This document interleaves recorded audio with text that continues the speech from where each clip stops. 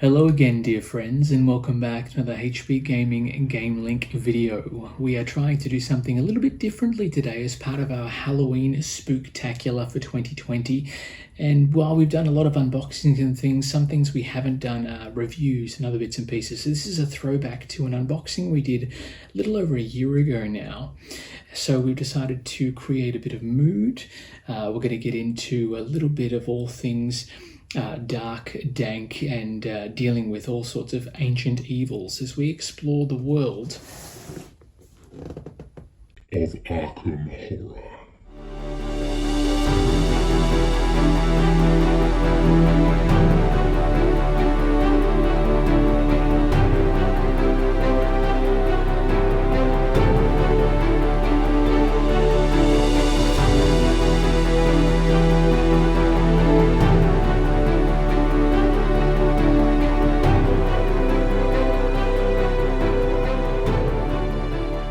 Hey everyone, for those of you who don't know me, my name is Matt, and as I mentioned at the outset, we are going to talk all things Arkham Horror LCG today.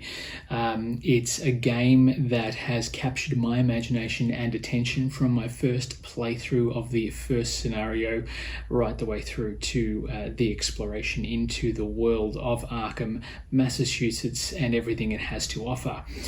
We are going to talk about the core game set and review that first, or I'm going to talk about that and review it first. And then I'm going to get into a bit of a how to buy or how to start collecting this amazing game. There is so much that goes on in the world of Arkham, and so much that goes on in terms of the different cycles that I'll talk about a bit later on. For those of you, this is a video, if you're already familiar with Arkham Horror, maybe the how to buy or what sort of sets I'm collecting at the moment might be of more interest to you, so you can obviously zap forward to that part of the video if you like. But if you've never heard of Arkham Horror, first of all, where have you been? Secondly, this is going to help you understand what the game is about, how it sort of plays, the gameplay mechanics that are involved, and then obviously help you to begin your journey into the mind and the Cthulhu mythos and everything else that goes with it. There is a lot to get through, and I mean a lot. So let's get started with first and foremost, what is Arkham Horror, the card game?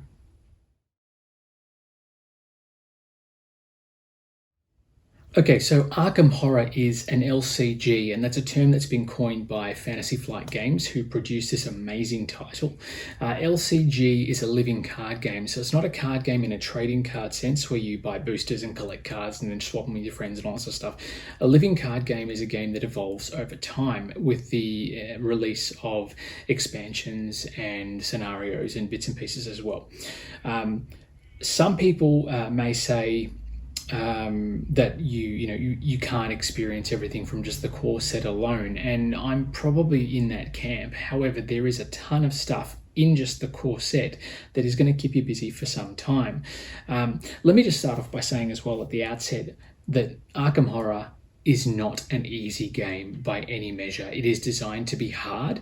Even at the easiest difficulty setting, it's quite the challenge, particularly with your card draws and your deck construction and things like that. So I think if you are going to give this a crack, be prepared to suffer.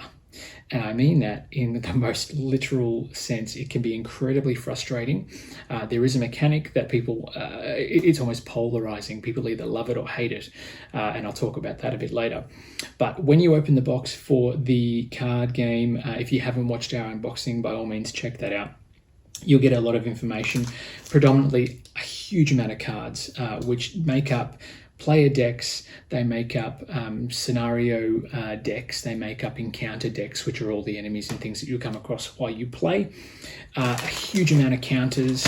You'll also get enough counters to make up what they call a token pool for either a token bag or cup or whatever. So you will need, and it's not in the box, you will need something to hold on to tokens.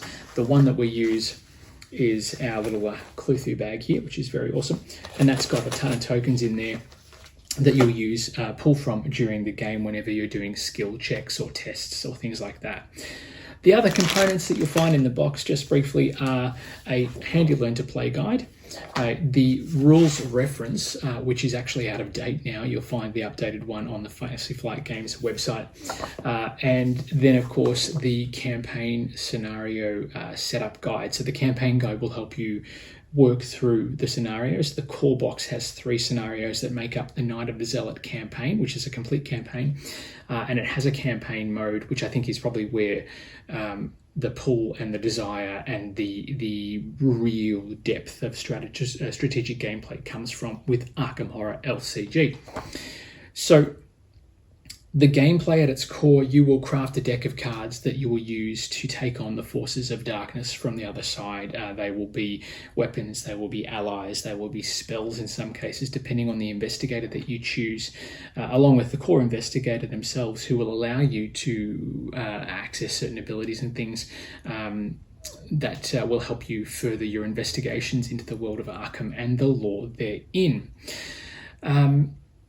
You can play single scenarios on their own. However, I think the beauty of this game lies in the overarching campaign, as I said before. So you can play single scenarios, and there are specific scenario packs that you can get, which I'll come to later. But the beauty of this is the fact that in between scenarios, you can use experience that you earn to upgrade your deck, purchase higher powered cards or higher powered versions of cards you've got existing to really help bolster your resources as you take on tougher and more difficult scenarios as you progress through a campaign. The beauty of this as well is that if you have an investigator who you are playing a campaign with and that investigator unfortunately suffers an untimely demise, you can simply continue the campaign based on the results or the resolutions for that scenario as that investigator was killed. Build a brand new deck for a new investigator. You cannot use the same one in the same campaign. And then continue fresh. So you don't have to go back to the beginning and start again, which is really awesome. However, crafting a new investigator will mean that you will be starting at a basic level and obviously have to build up as the game goes on. Campaign mode for me has been a treat. Playing through this the first time was amazing because obviously there's things in the cards that you won't necessarily uncover until you get to scenario 3.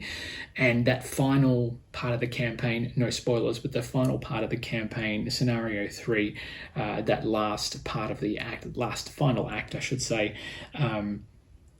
it was a nice surprise and it just left me wanting more. The component quality in this one, Fantasy Flight's known for their really nice quality of components. The chipboard components are great. They're nice and thick. They make a good noise. They're quite tactile in some respects. The doom trackers and the clue markers are double-sided, which is a great use of space. The card quality is fantastic, but the hero of this game is the art on the cards, and that's not just for the core box, that's for every Arkham Horror card game product that is out there. The art is just incredible. And I'll be putting up some pictures of the different artwork you can see on your screens. It's just something to behold. And as you pull cards out and discover enemies within the encounter deck, it's always quite a nasty but beautiful surprise with some of the art that you see, particularly the rats cards that are in these boxes. They're quite... I'm not squeamish, but there's some moments in here where you just go, I don't really want to look at that card. I want to try and defeat that as quick as possible, which is awesome. The style and the theme is really steeped in obviously the Lovecraftian mythos and lore, and the art, even the campaign guides and the learn to play, the artwork in the background and the border work is really fantastic. They've really thought about it, and as a result, it's a quality product because Arkham is now associated with quality. With the Arkham Horror LCG and obviously the Arkham Horror board games as well are associated with a really high baseline of quality, which is awesome. Okay, content and replayability. Now, don't get me wrong, as a review, this is going to be incredibly positive because I love playing Arkham Horror. It's a great game to play solo. You can play with up to 4 players if you have 2 core sets. I find that this is best played with 1 to 2 because you can really get into the guts of it. I think having 4 players can be a bit tricky, particularly if you're just using the core set, because you don't have a lot of opportunity to expand your decks, and that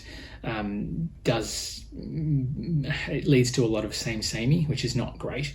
But having 2 players, you can mix things up a bit, and you can change investigators in between games, in between scenarios if you wish, all that sort of stuff. Replayability with just the core set is okay.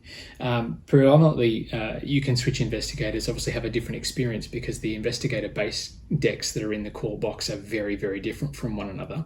And you can mix up those and try and create your own deck, but you are limited with the options that you have. The replayability, obviously the scenarios that you're playing through, the outcomes, there are multiple outcomes with the scenarios, which I think is great. There's different resolutions that you can have depending on your actions throughout the course of the adventure.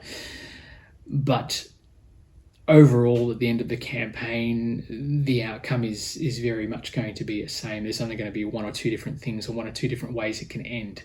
So the replayability factor, if you're like me and you're a sucker for this sort of thing, and you like to play this late at night after everyone else has gone to bed, you're going to play through the scenario, you're going to love it, but you're going to be left wanting a bit more. Like, this is going to sit on the shelf unless you buy something else to go with it.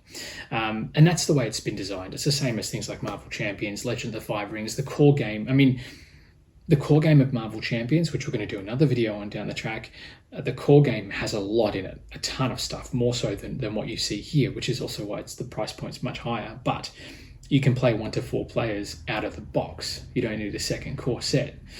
And again, I don't know, I find there's more replayability in the core box of Marvel Champions than there is here. Having said that, I have a ton of stuff for Arkham Horror that keeps bringing it back to the table, and I keep bringing it out. I'm probably playing this once a fortnight as a minimum, and it hits the table a lot, particularly when it's just me, only because it's not something I can play with Charlotte. She's only 6, and some of the artwork on the cards can be a little bit graphic, which I love, by the way. But I don't know, the replayability factor, it's once you play through the core campaign probably once, maybe twice, you'll be wanting more. And that's when obviously the single scenario packs and stuff come in, which we'll talk about a bit later. Overall, Arkham Horror, amazing experience. If you're into any of sort of Lovecraftian mythos, Cthulhu mythos, Ancient Ones, Shigoroth, all that sort of stuff, you're going to love this. The fact that you have that customization option of building your investigator decks to suit your playstyle, très bien, very good. And I think, I don't know, the dread and the threat and the feeling of I could be doing amazing things, but I still don't know what I'm going to pull from that token bag. It's just a bit crazy. And the mechanic, as I said, it's very polarizing. The chaos bag is, I love it, but I love to hate it, because you could have an investigator who's pumped up on a law resource to the point, or law skill to the point where they're 6 points ahead, but then you reach into the bag and pull a -8 modifying token. -8. Smack me in the face, why don't you? So the chaos bag is, I love it because you get instant fails. You also get instant successes and things as well with the Elder Sign token that's in there. But 9 times out of 10, this is designed to help you fail. So if you don't bolster your skill sets as your investigator, chances are when you pull tokens out of this bag, it ain't going to be a good time. I mean, if I reach in here now, pull a token, watch me pull something positive. Okay, so I've got a little dude here, which basically, depending on the scenario, could mean, okay, -X to your thing, where X is the number of enemies that are in play, or X is the number of damage tokens you have on your card. So there's lots of things that are designed to make you fail. And even then, the beauty of that is that when you make a skill check or you make an attack check and you reach into that bag, you just don't know what you're going to pull out, because they all feel the same. They're all the same size. So when you reach in and pull, there's that moment of dread where you go, is this going to be the bit where it come undone? So I hate it because it's so hard, because there's a lot of negatives in there, but I love it because of that moment of, oh, could this be it? Could this be it? Could I go the other way? Could I win? Could I get a plus modifier? Who knows? So overall, the experience is great. I've had a great time playing through the base campaign and obviously onward. I definitely think it's something you should check out. I definitely think it's something worth playing co-op with someone else, at least one other person. 3-4 players, take it or leave it. The couples mode, if you have 2 people, is quite nice. And obviously deck constructions, being able to play off each other to help each other out is great. Obviously adding multiple players means that it is twice as hard to beat the game, but therein lies the challenge, and that adds replayability as well. But look, if you're brand new to Arkham Horror and you sort of want to know where to start, obviously the core game is the best way to start. But what we're going to do now is talk about the rest of the world of Arkham Horror, because there is so much, and what you should buy, what you should consider buying, what's not important, what's irrelevant. Or if you're a completionist like me and you want it all, we'll talk about what you can get in terms of the different products that are available to really complete your Arkham Horror experience. So let's clear away some of this, and we'll come back and talk about how to go about your Arkham adventures.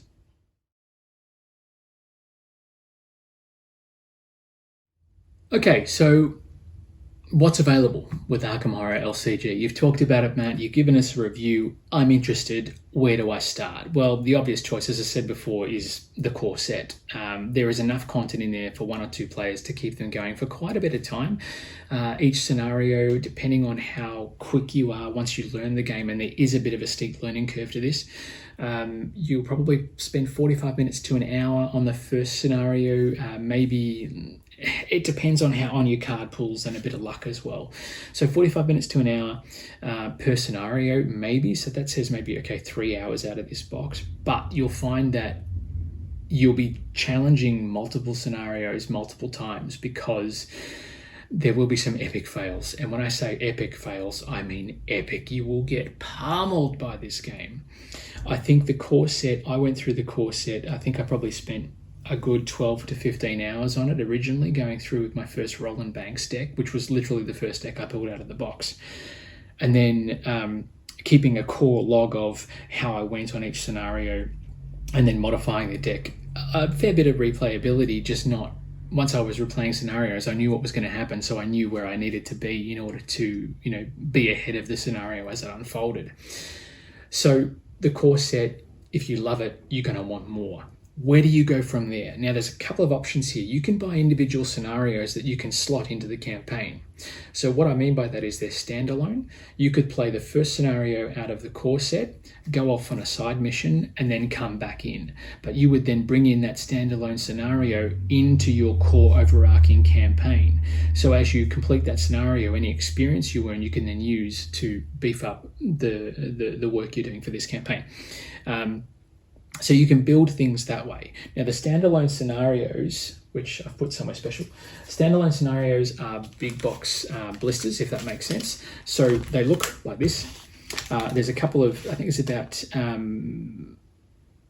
7 or 8 different standalones at the moment. There's a werewolf theme one. Labyrinths of Lunacy is incredibly complex. I love it. You wake up in a room, there's no exit, there's no keyhole, there's nothing, and then you've got to try and work out what's going on and find your way back to safety. Multiple outcomes, relies on multiple playthroughs, and you can have this going with a couple of different groups. So if you've got a friend who's got this as well, you can have your group of 3 to 4 investigators, up to 4 investigators, and then another group with 4 investigators, and playing at the same time, you can share knowledge. What you do in your scenario might affect their scenario, and so on and so forth. It's brilliantly constructed in that regard. Guardians of the Abyss, I'm yet to play. It's an Egyptian theme, obviously Cairo, that sort of stuff. There's 2 scenarios in this box. So that, obviously, having 2 scenarios in the one pack is awesome. And they interlead each other, so it's like a micro campaign, if that makes sense. Really like it. The idea of the theme intrigues me. I've had a look at some of the cards. Obviously, you don't want to have a look at the scenario cards because that spoils things for you. But I'm interested to see how that plays. But my favorite of all these has been Murder at the Excelsior Hotel, and I must have played this standalone scenario 6, 7, 8 times over the past 2 months. You get told to come to a room, come alone, and something's going on at the hotel. No one really knows what it is, but you've been tasked with finding out the solution. And then all of a sudden, the lights go out, you become unconscious and you wake up and you're standing over a corpse. There's a bloody knife that may or may not be in your hand, and then the game goes on. Lots and lots and lots going on here. The fact that there are multiple outcomes and multiple paths to follow to reach your solution and find a resolution. Love it. Definitely worth a look. If you're looking at just doing the core and then maybe dipping a toe into the water, definitely look at Murder at Excelsior Hotel. It's something that it's a scenario that will keep you coming back for more. And it's hard, but it's worth it, because the story as it unfolds, you can reach a conclusion but still not win, if that makes sense. So I really love it. The standalone scenarios, sorry, I'm getting excited, allow for a lot of replayability. You can experience to then, beef up your characters for the scenario in the core box, or the campaign, I should say, in the core box. But you can even just play these scenarios on their own outside of any campaigns, and you'll get a complete game experience. And I think while the core set is great for teaching the game, ones like scenarios like Murder at the Excelsior Hotel can help you show what the game can truly be as a unique gaming experience. So it's definitely something that you should get that help get new players hooked as well. But those are scenario packs, and again, they're standalone, so you could take it or leave it. You don't have to get all of those, but having one or two of those is obviously going to spruce up your campaign if you're just going with the core set. Now, from the core set, there are what we call cycles. So I think there's so much content at the moment for Arkham Horror. So if you were to start at the beginning and try and buy them in order, you would be hard pressed to try and find all of them, because they're out of print and they release them on a semi-regular basis. You'd be better off jumping into a complete new cycle further down the track so you can get all the packs, and then coming back to them over time, collecting as you go. So what I mean by that is, following on from the core campaign Night of the Zealot, which is the first campaign in this one core box, you can get the deluxe expansions, which look like this. So this is the deluxe expansion for the second cycle of Arkham Horror LCG. This is the Dunwich Legacy. So this expansion is a deluxe expansion that includes new investigators for you to build decks for, a host of new player cards, along with scenario cards, the first two scenarios of the Dunwich Legacy cycle, or Dunwich Legacy campaign.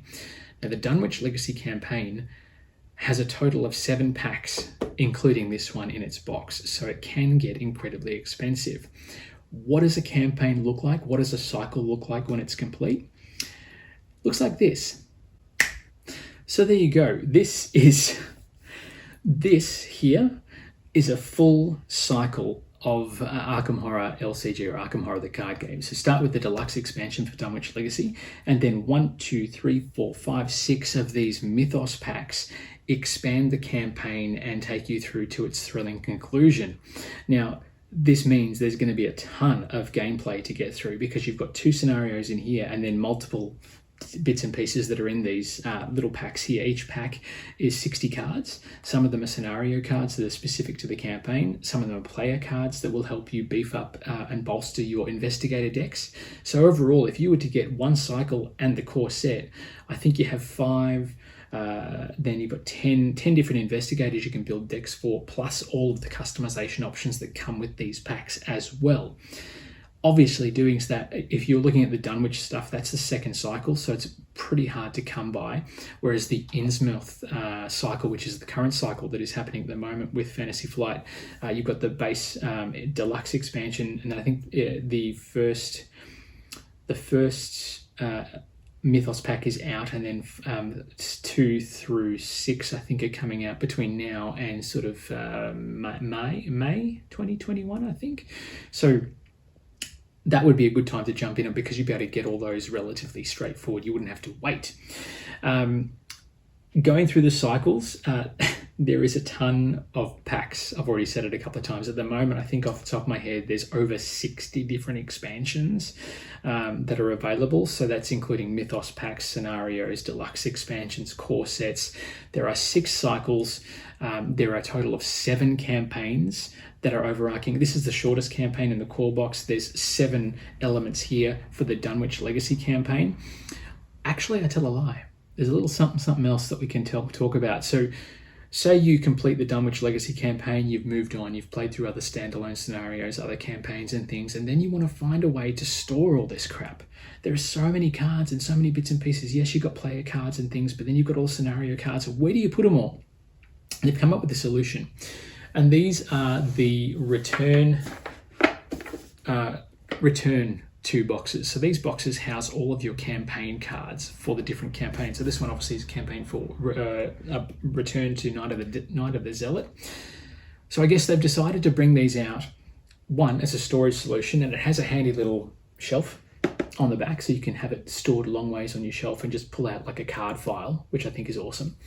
The artwork on the box is great, but these ones as well allow for storage of all your bits. There's dividers in here for all the card scenarios, so you know which cards are for which scenario in the campaign. But they've gone one step further. So say you've played through the core set, you've played through Night of the Zealot campaign, you've played through Dunwich, you've played through Path to Carcarosa, you've played through all these different campaigns, and you've become really experienced at the game and you want more of a challenge. That's what this box is for. Not only is it a very clever storage solution, it's also got updated cards from the Night of the Zealot campaign or Dunwich Legacy campaign, and they are beyond expert level cards. So they are incredibly tricky, they're incredibly difficult. So say you've got a boss card in here from the end of the campaign from Night of the Zealot that does 5 damage at a time. The card in here, the same card, will do 10 damage a turn, for example. That's not accurate, I've just made that up off the top of my head, but that gives you an idea of how much tougher this set of cards is. They're almost master level, if that makes sense. The bosses and characters inside here have, extra health per investigator, or they start on 6 health per investigator plus 2 health for every certain card you have in play, or every encounter card you've revealed that is an enemy or a minion of theirs. I said the game was brutal. The cards in this set make it almost impossible, and if you can master it, it's like playing Halo on Legendary, and beyond Legendary I think was Mythic or something like that. So yeah, it's an incredible challenge. But the most important thing, the challenge is great, but the storage solution is fantastic as well. So it's definitely worth a look. That's Night of the Zealot, and they also have the Dunwich Legacy. So they've got the return twos for all of the major campaigns that are released to date. There's one other element of the Arkham Horror lore that adds a little bit extra to the game, but it's more so an exploration of the lore itself, not so much the game. And I'm talking about the novellas you can get. So these books are written by some very talented authors, and they allow you to explore the world of Arkham Horror without actually playing the game. They're only short, most of them are about 100, 150 pages tops, but because of that, they're pacey, they're really, really quick, really easy to read. But the beauty of these things is that when you open the book, you'll also find these. Now, these are little packs that contain alternate art cards for your investigators, along with a few extra cards that will allow you to use those in your campaign. So boosted resources, alternate art cards, along with alternate abilities for your investigators as well. So if you've played, for example, I've played Roland Banks quite a bit. This Roland Banks card in this pack allows for a different special effect that he can use in game to help beat back the forces of darkness, which is awesome. Now, there's 7 of these books, I think, to date, and they all have different alternative art for different investigators. The artwork in these is great. There's a sort of a halfway point where they have some full color artwork in these as well, which is great. And they're cheap. They're only about $15. So if you want a good read and you want to explore the lore of the mythos and explain the backstory of some of the investigators that you'll be playing with, Night of the Huntress is fantastic, by the way. I really love that one. That features Jenny Barnes, who's one of our investigators from this campaign. There is a ton of stuff available for the Arkham Horror card game. What should you buy?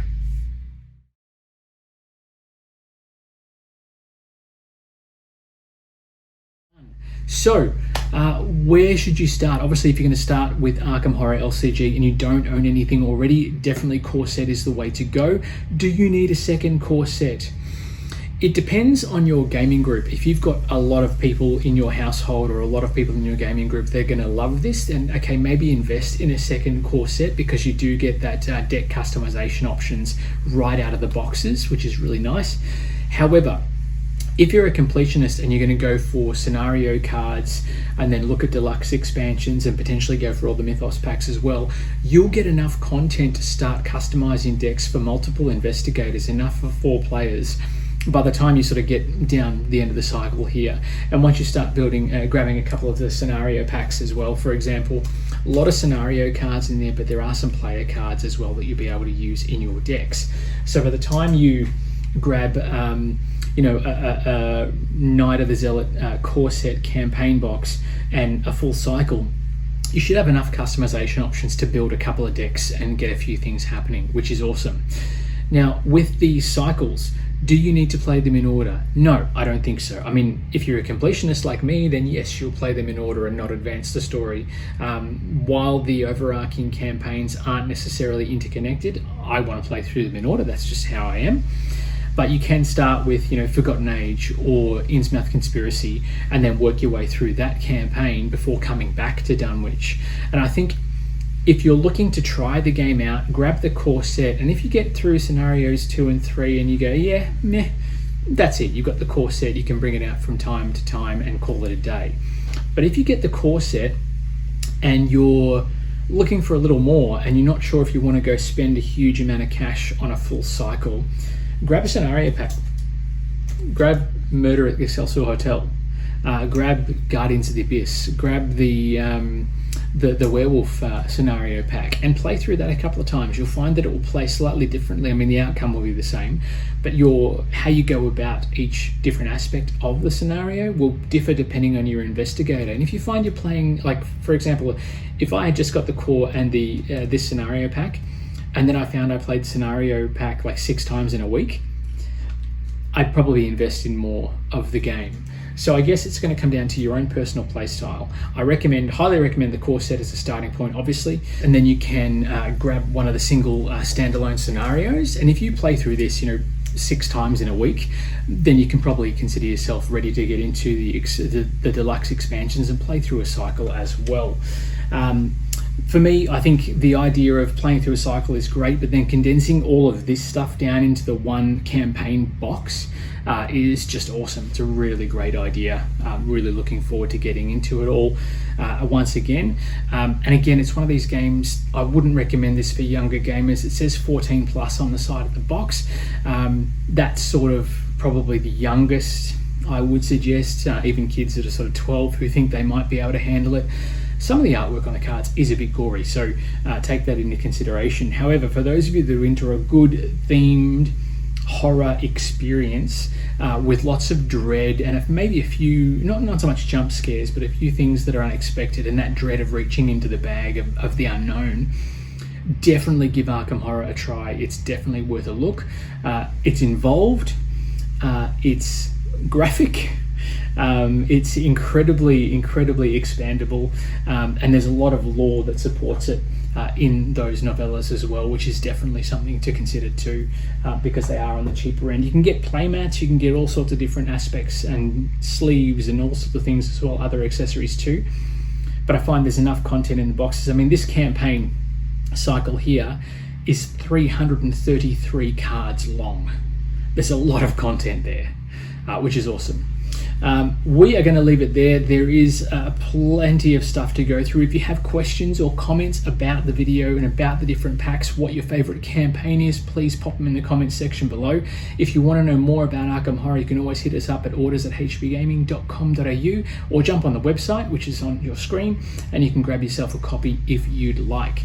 Let us know how you're going with the campaign. Let us know which investigators are your favorites if you are a player of Arkham Horror LCG, and we'll try and get a playthrough done at some stage for you as well, just to give you a bit of a taste of what it's all about.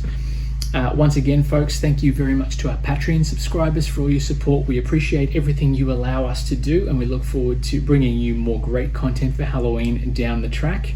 Until then, get back to the table, play some great games, and it's bye for now.